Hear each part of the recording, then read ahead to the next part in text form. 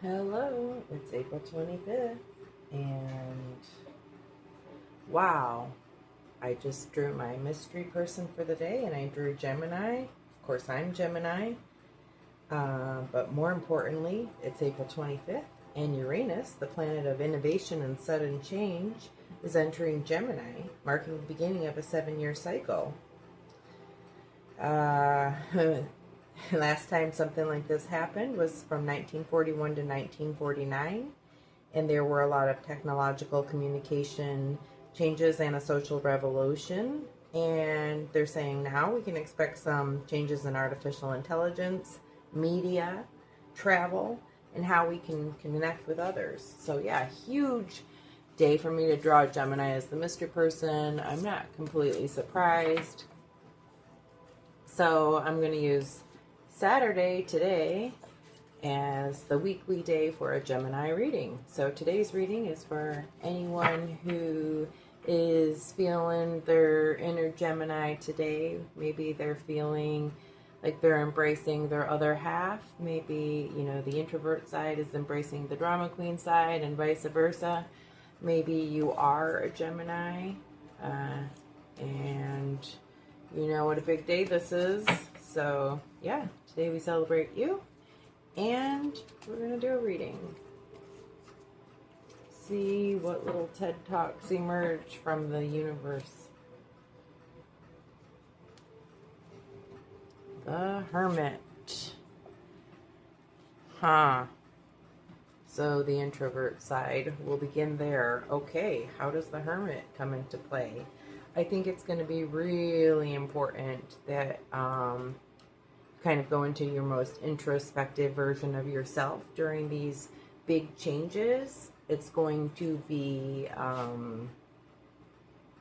fast and furious, kind of like the Gemini energy. So this will be a good time to have some introspection, to listen to your higher self, to go deep, to kind of stay on the calm side of Gemini, if you will. Stay on the analyzing and thinking and all that, but not reacting too quickly to the sudden changes, right? If the world is changing around us and we're also changing, it's going to become a lot more complex. So this is a good time to be a little still, to be silent, to be quiet, to be still within yourself so that you can really grasp what's happening around you and prepare for it. I do think this is going to be dramatic, whatever's coming up in the next 7 years. I think it will be a big part of the change for humanity. So when you're embracing your Gemini side, I think you'll also want to really dig into that Hermit side for a while, at least in the beginning. I just keep going back to the word stillness. Find stillness in the crazy. During this chaotic time, you're going to really want to stay calm and still.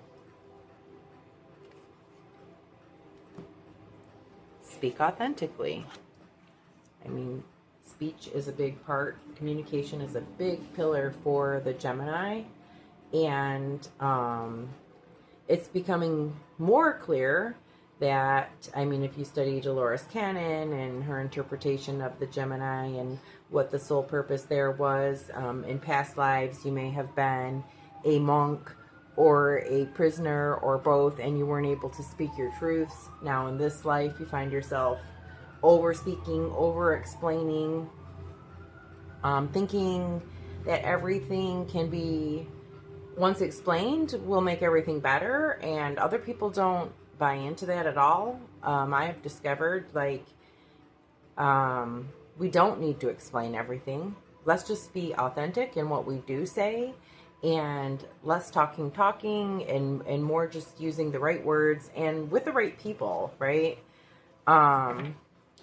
We don't have to cover up who we are or pretend to be someone else. We're not, It's not that, hey, you talk too much, so I'm telling you to stop talking so much, because I know that Gemini have a lot of great things to say. It's from all that thinking that's happening all the time and just this kind of crazy energy that we carry with us. So I'm not saying, hey, don't talk too much, because I'm the biggest proponent of talking too much. I'm just saying that there's a time when less words, and more importantly, selected words, is going to be very important in the near future. And also, you should always be able to speak authentically. And this is true for every sign. Like, when we don't speak our truths, we end up in a situation where, oh, we discover women have no rights. And even though we were voting for over 100 years, they're trying to even make that complex. So yeah, not speaking authentically gets us nowhere. So I think it's just really important that everyone starts speaking authentically during this time, where Gemini and Uranus are having this little pairing together.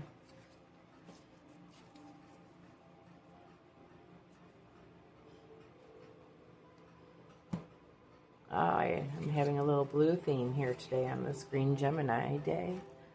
Stop doubting your divine self. Indeed, if there was ever a time for that confidence to kick in, for you to really believe who you are and stop listening to other people who don't maybe vibe with you or don't understand you, who don't understand the power and energy that you carry and the way that you're able to quickly move from task to task and thing to thing. You know, people who think maybe you're competitive, and again, this, you've had to rationalize and explain who you are and try to get people to like you. Let it all go and just remember, you're absolutely perfect the way you are. You're just you, and you can embrace that energy that you have. You can embrace who you are and quit caring what other people think, because you know, maybe they're just jealous, and maybe they're not. Who cares? It's not your business. It's not your problem. Your problem is to live you and be the best version of you. And I'm sure it's a combination of listening to your higher self, having these multifacets is really what makes you great. So stop doubting who you are, both on Earth and beyond, right? Because this one's about divine self. But I mean, even on Earth, and I know Geminis get questioned a lot. There seems to be a lot of negative energy surrounding them, and yet so many amazing things about them. So don't doubt yourself here on Earth, but for sure don't doubt your divine self and the strength that you carry that's going to help lead us to this awakening. Breathe. Oh, it's always nice to get the breathe card, especially on the weekend. It's a great day to spend some time meditating, kind of letting go. You don't have as many responsibilities. Hopefully you can take some time quietly to just sit and reflect on all of this. If today's going to be a wild and crazy day in the universe, you know, taking that time to breathe and prepare. I think I'm still seeing stillness, sitting in stillness, in a comfortable, still place. Like being someplace that you feel comfortable and safe is like super important. So, and then when you're there, just breathe. When all the crazy is going on, whatever craziness might happen this week, next week, the rest of our lives, the best thing to do is to find that safe and comfortable place and just take the time to breathe.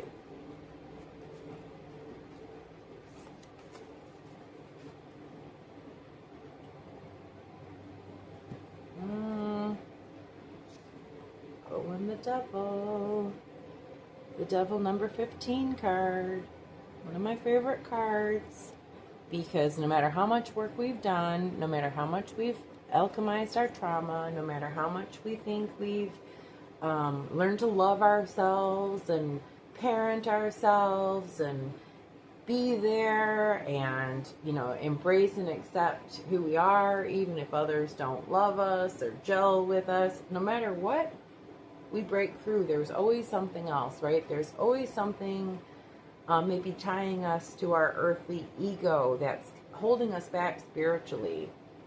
And whatever it is that's holding you back spiritually on this day, leading into this new chaotic 7-year era and all the other predictions and things that are out there, I just think it's super important that you can unstick and let it go. Whatever it is that's keeping you back. And you know, when you sit quietly and you breathe, you'll know the thing that comes to mind. The thing that's stopping you from sitting quietly and breathing. That's the thing you're stuck on.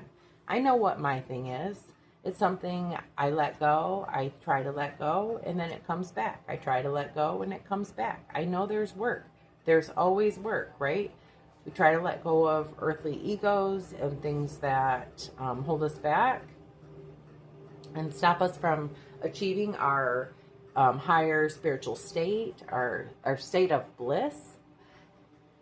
And I'll tell you, one of the things that stops me is sometimes I'm having too much bliss for what's happening in the world around me. And I have to kind of like, wait, there's terrible things going on. I have to have that silence for others. I have to have that love for all the hurt that's being uncovered. And I do, and I have that space for it. But at the same time, what I'm trying to learn is how to hold space for all the sorrow and pain in the universe, but not make that become who I am.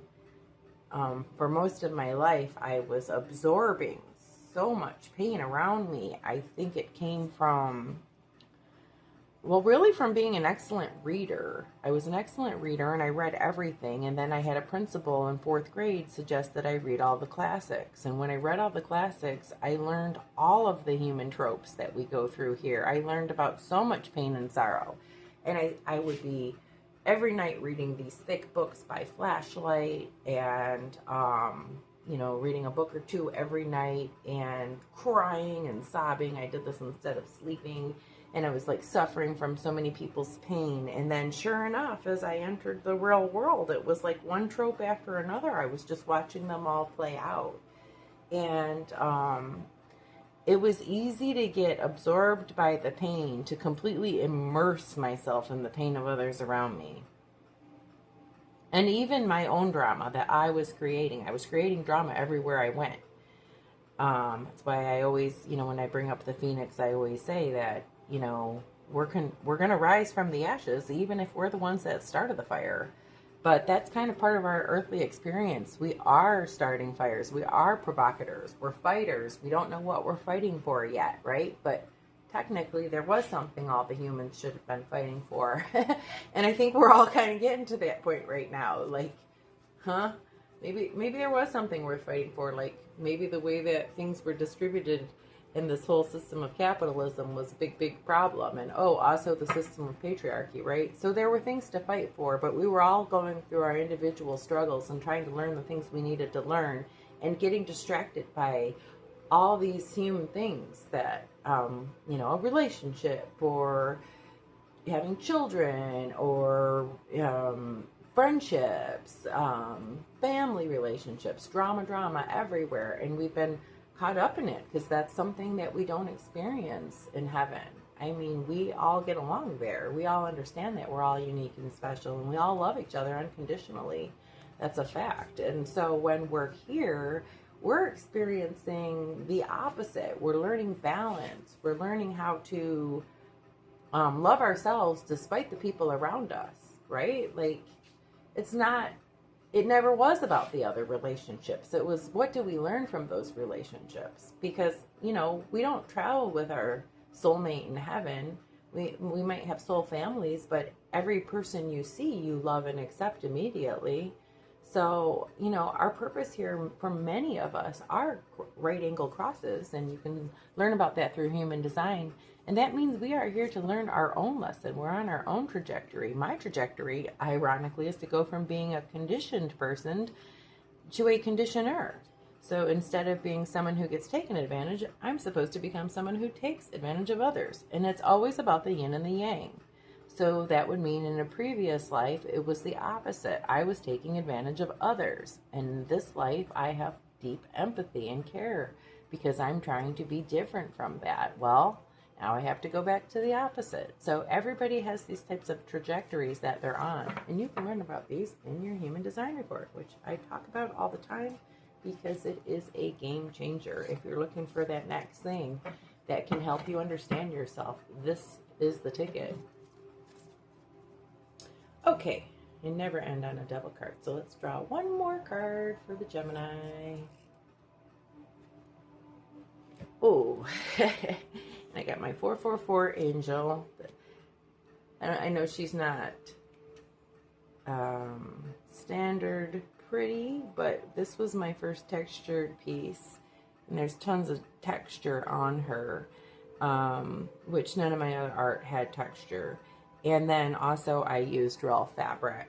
And so it was kind of interesting to see how she would scan and look on a card. But she's wearing a shirt that says peace, and she's got a 444 tattooed to her neck. I was born at 444. I always feel like that must mean something special. Doing all these human design reports, I keep looking for other people born at angel times, and I haven't met them yet. So if you're one of them, please reach out to me. Please WhatsApp me. Real K2 or K2 Real. I'm not sure which, but yeah, WhatsApp me. It's in my about. But yeah, if you are one of these angel numbers, I have yet to find somebody also born at such a time. And I'm always looking for some deeper meaning in it. But when I see this card, what it means to me is to give gratitude and thank you to the angels who are here, you know, surrounding us and trying to take care of us, even when we forsake all of them and we want nothing to do with them, even when we don't believe in anything but ourselves on this earth, even when we don't believe there is anything spiritual. They were still there doing their jobs, taking care of us, trying to protect us, you know, trying to hold us and hug us when we were hurt and sad. And so whenever I see 444 or any of the other angel numbers, I first give gratitude and thanks. And really, it's just like just a moment of that, just feeling very special and feeling very cared for. And so I think the message here to wrap up this whole thing for the Gemini today, we're going to be going through some things, but you're used to these things. So if you're the Gemini and you're seeing other people that are struggling, maybe you can help them with, you know, you can use your authentic voice and your confidence that you have because of the center wisdom, and you know, you've taken the time to breathe and put your own oxygen mask on, and you've worked through whatever last thing is stopping you from helping others and stopping you from your true path on this earth. And now you're to the point that when you see others struggling during these difficult times of change, you're like, hey, I'm a Gemini, I'm a chameleon, I'm a changeaholic, I got you, I can help you get through this. And so maybe that's it. Maybe that's the message for Gemini. And if you're not Gemini and you're going through all these changes and you absolutely cannot stand change, and it's really not one of your gates, and you're not really, you're not able to keep calm and breathe and do the things that you need to do to survive it, maybe reach out to a fellow Gemini, and maybe there's somebody in your life that is going to be there for you that's going to make this whole thing easier. This journey is not easy, but remember, we are the masters of our own destinations. We can manipulate this school situation just as if it's a virtual reality game that we are playing, folks. I promise you, have faith, believe. Have faith and believe, and just listen to your inner self. Listen to that other side of yourself, what it's trying to tell you. You don't know. This could be those voices that are inside of you, they come from a lifetime of wisdom and infinity time of wisdom. So you really need to take the time to listen. Thank you so much. If you made it to the end, if you could like or share or follow, I would really appreciate you. I'm brand new. If you found this, it's kind of an act of, you know, God, source, creator. It's kind of a miracle. So yeah, I think you're here for a reason, and I hope this resonates. Have a great day.